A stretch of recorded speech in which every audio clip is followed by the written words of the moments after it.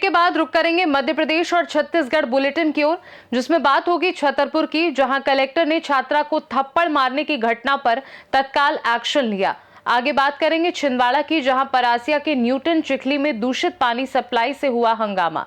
इन तमाम खबरों पर विस्तार से डालेंगे नजर। मंडी परिसर में खाद वितरण के दौरान एक छात्रा को थप्पड़ मारे जाने की खबर सामने आते ही कलेक्टर पार्थ जायसवाल ने मामले को गंभीरता से लेते हुए तुरंत कार्यवाही की है। कलेक्टर ने नायब तहसीलदार ऋतु सिंघई को कारण बताओ नोटिस जारी किया है। नोटिस में कहा गया है कि नायब तहसीलदार का ये व्यवहार मध्य प्रदेश सिविल सेवा नियम 1965 के विपरीत है और शासकीय सेवक से अपेक्षित शिष्टाचार व आचरण के अनुरूप नहीं है। कलेक्टर ने उनसे आज ही स्पष्टीकरण प्रस्तुत करने को कहा है कि इस लापरवाही और अनुचित आचरण पर उनके विरुद्ध अनुशासनात्मक कार्यवाही क्यों न की जाए। कलेक्टर ने यह भी स्पष्ट किया है कि निर्धारित समय सीमा में जवाब संतोषजनक नहीं होने पर नायब तहसीलदार के विरुद्ध एक पक्षीय कार्यवाही की जाए।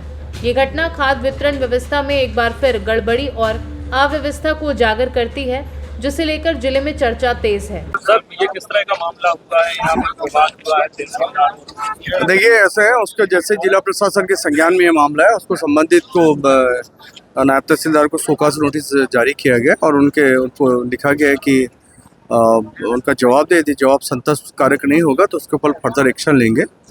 और अभी देखें कि पूरे मंडी परिसर में 5 क्या बोलते वो बने हुए हैं, आपके वितरण केंद्र बने हुए हैं। टोकन का भी कल के जो टोकन है उसमें से आधे का वितरण हो गया, आधे का वितरण जारी है।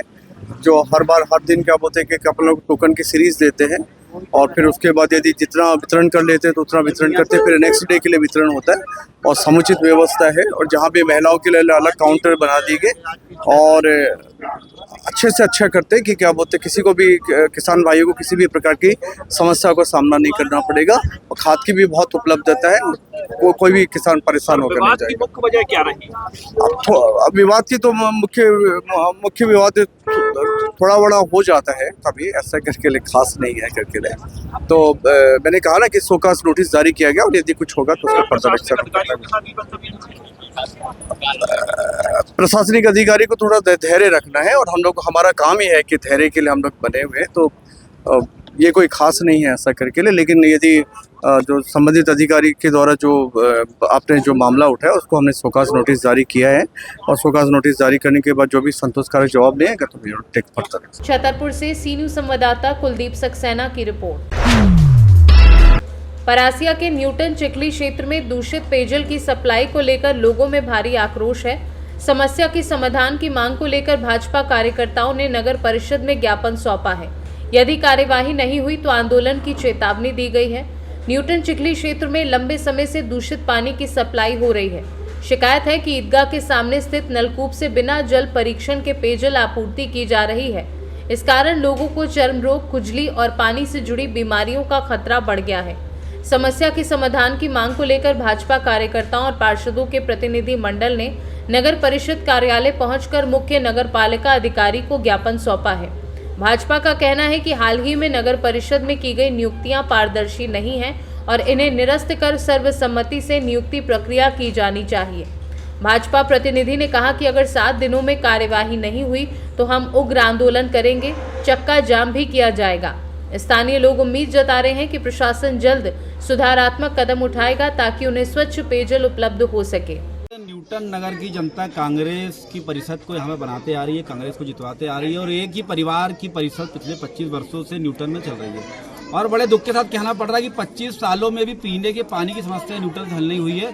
दूषित पानी की समस्या से त्रस्त होकर आज न्यूटन की आम जनता ने भारतीय जनता पार्टी नगर न्यूटन के नेताओं के साथ और पार्षदगणों के साथ यहाँ पर ज्ञापन सौंपा है सीएमओ साहब को कि 7 दिन के अंदर अगर दूषित पानी की समस्या नहीं खत्म होती है तो यहाँ पर न्यूटन की कांग्रेस परिषद के खिलाफ यहाँ पर हड़ताल की जाएगी। तो मेरा यहाँ पर शासन प्रशासन तो न्यूटन नगर पंचायत के प्रशासक से निवेदन है कि न्यूटन नगर की जो समस्याएं हैं पीने के पानी की, इसको हल किया जाए, नहीं तो भारतीय जनता पार्टी हमारी 1 हफ्ते बाद यहाँ पर न्यूटन पंचायत के खिलाफ यहाँ पर धरने पर बैठेगी। उसकी संपूर्ण जवाबदारी कांग्रेस की न्यूटन परिषद की और प्रशासन की होगी। नगरवासियों द्वारा जो पेयजल, दूषित पेयजल के लिए ज्ञापन दिया गया है, इसमें हम लोग पहले से प्रयासरत हैं और आज हमने एनीकट पर जाकर देखा भी था, उसके पहले भी देख चुके हैं। तो जो नाले से आने वाले पानी में आयरन की मात्रा बहुत अधिक हो गई है और उसके लिए हमने अपने उपाय भी चालू कर दिए। WCL से भी हमारी चर्चा हो गई है और निकाय से हमने भी उस आने वाले पानी को रोकने के लिए वहाँ काम स्टार्ट कर दिया है। इसके अलावा जो IRU लगना है, आयरन रिमूवल प्लांट है, उसके लिए भी हमारी WCL से चर्चा हो रही है, जिसके लिए कार्य योजना तैयार हो गई है। DPR उसके लिए हमने बना ली है और कलेक्टर महोदय से चर्चा करके इसको शीघ्र ही हम स्टार्ट कराने की कोशिश करेंगे। और इसके अलावा जो फिल्टर प्लांट है वहाँ हम जो चीज़ें यूज़ करनी चाहिए वो यूज़ कर रहे हैं, लेकिन चूंकि आयरन की मात्रा बहुत अधिक नाले में आ रही है, इस कारण से पानी है, तो अभी हमने उस दूषित पानी को रोक दिया है। अब जो प्रयास है उनको साफ पानी उपलब्ध कराने का पूरा प्रयास कर रहे हैं नगर। सर एक्चुअल में क्या होता है, जैसे यहाँ जो फिल्टर प्लांट बना हुआ है इसके पहले अभी जो है मैं आपको बता चुका हूँ कि जो नाले से आने वाला पानी उसमें आयरन की मात्रा बहुत अधिक आ रही है, उसको रोकने के लिए हमने काम स्टार्ट कर दिया है। कल से वहाँ जाके फोकलेन से हम उस पानी को कवर्ड करेंगे और जो पानी सीधा वहाँ से हमको नदी से मिल रहा है उसको हम पंप करके यहाँ गिराएंगे और वो पानी हम फिल्टर के माध्यम से फिर आपको प्रोवाइड कराएंगे। सर इसके पहले भी जो अभी बीच में जो था पानी जो है वो कुएं से पानी हम जो ले रहे हैं पंप करके, वो उसमें उसकी मात्रा मैनेज हो जाती है, लेकिन अभी आयरन की मात्रा जो नाले से आने वाला पानी है, मैं खुद देख के आया हूँ, उस पर पूरा लेयर जमा हुआ है। सर अभी दिसंबर ही है और ये हालात हैं। परासिया से सी न्यूज संवाददाता ललित तिवारी की रिपोर्ट। गरियाबंद जिले में धान खरीदी व्यवस्था पर निगरानी के बीच बड़ी कार्यवाही सामने आई है। पीपरछेड़ी सहकारी समिति में 135 क्विंटल अवैध धान जब्त की गई है। जानकारी के अनुसार ये धान किसान अंजूर और कैलाश के नाम से जारी पट्टे पर व्यापारी धर्मेंद्र जायसवाल द्वारा खपाने की कोशिश की जा रही थी।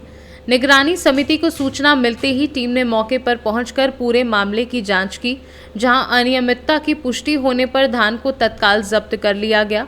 इसके बाद जिला प्रशासन के आला अधिकारियों ने भी पहुंचकर आगे की कार्रवाई पूरी की। क्या मामला है महोदय, आपके खाते में धान खपाने की कोशिश कर रहे थे, क्या है? खाना कुछ नहीं सर, वो बोलिस देखा था धान ज़्यादा धान तो और बीच आधा मोल ना ऐसी घीस। हाँ दे दो। महेंद्र गुप्ता किनको दिए? धर्मेंद्र गुप्ता। आज मंडी पीपरछेड़ी कलम पकड़ा है, वो किसका धान है, क्या है मामला? अंजौर बागमान। किस? कैलाश पीपरछेड़ी। पिता कैलाश का पिता ढारू राम। किसके खाते में वे खपाने की कोशिश कर रहा था? अपने खाता में लाया है, वो धान दूसरे के बता रहा है। किसका धान बता रहा है? धर्मेंद्र का। धर्मेंद्र कौन है? गुप्ता जी। गुप्ता जी, पीपरछेड़ी कला। ठीक। ये कौन सा मामला है सर? ये पीपरछेड़ी धान उत्पादन केंद्र के द्वारा एक निगरानी समिति तैयार किया गया है और यह समिति इस दृष्टिकोण से तैयार किया गया कि लगातार हमारी समिति घाटा की ओर बढ़ती जा रही थी। उनको ध्यान में रखते हुए कुछ बात आया कि हमारे समिति में व्यापारी धान खपाने का प्रयास करते हैं और करते आ रहे हैं। उन्हीं को ध्यान में रखते हुए निगरानी समिति द्वारा प्रत्येक पंचायत से 4 सदस्य, एक जनप्रतिनिधि का सदस्य टीम गठित किया गया है प्रतिदिन निगरानी के लिए।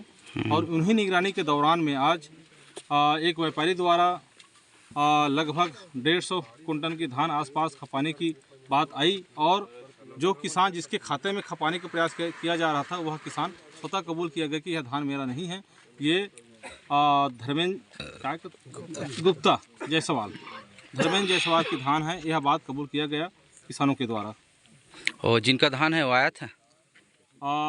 वो नहीं आया था। जिनका धान किसान जिसका पर्ची में खपाने का प्रयास किया गया वो 2 किसान अभी मौजूद हैं। हाँ। गरियाबंद से सी न्यूज संवाददाता मनोज गोस्वामी की रिपोर्ट। सतना में बुधवार सुबह लोकायुक्त पुलिस रीवा ने सेंट्रल जीएसटी विभाग के एक इंस्पेक्टर को 20,000 रुपए की रिश्वत लेते हुए रंगे हाथों गिरफ्तार कर लिया। कार्यवाही कार्यालय के पास पूर्व निर्धारित ट्रैप के दौरान की गई।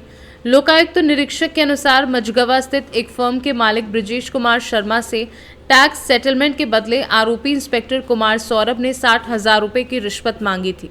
शिकायतकर्ता ने इसकी जानकारी लोकायुक्त को दी, जिसके बाद टीम ने योजना बनाकर निरीक्षण शुरू किया। बताया गया कि कई दौर की बातचीत के बाद सौदा 20,000 रुपए में तय हुआ था। तय समय पर जैसे ही शिकायतकर्ता ने राशि इंस्पेक्टर को सौंपी, लोकायुक्त टीम ने मौके पर दबिश देकर उसे रंगे हाथों पकड़ लिया। गिरफ्तार इंस्पेक्टर के खिलाफ भ्रष्टाचार निवारण अधिनियम के तहत प्रकरण दर्ज कर आगे की कार्यवाही शुरू कर दी गई है। लोकायुक्त टीम ने आरोपी के ठिकानों की भी तलाशी ली है। क्या घटनाक्रम था? कार्रवाई हुई है। किस तरह की कार्रवाई की? शिकायतकर्ता कौन था, क्या शिकायत थी? यहाँ पर सेंट्रल जीएसटी पदस्थ इंस्पेक्टर श्री कुमार सौरभ की शिकायत की गई थी। शिकायतकर्ता थे वीरेंद्र कुमार शर्मा। उनके द्वारा शिकायत की गई थी कि उनकी फर्म पर ईवी बिल की पेनल्टी ना लगाने के लिए 60,000 रुपये छूट की मांग की जा रही है। शिकायत का सत्यापन कराया गया और आज उनको 20,000 रुपये देते हुए उनको ट्रैप किया गया। कितनी राशि थी? 20,000 रुपये।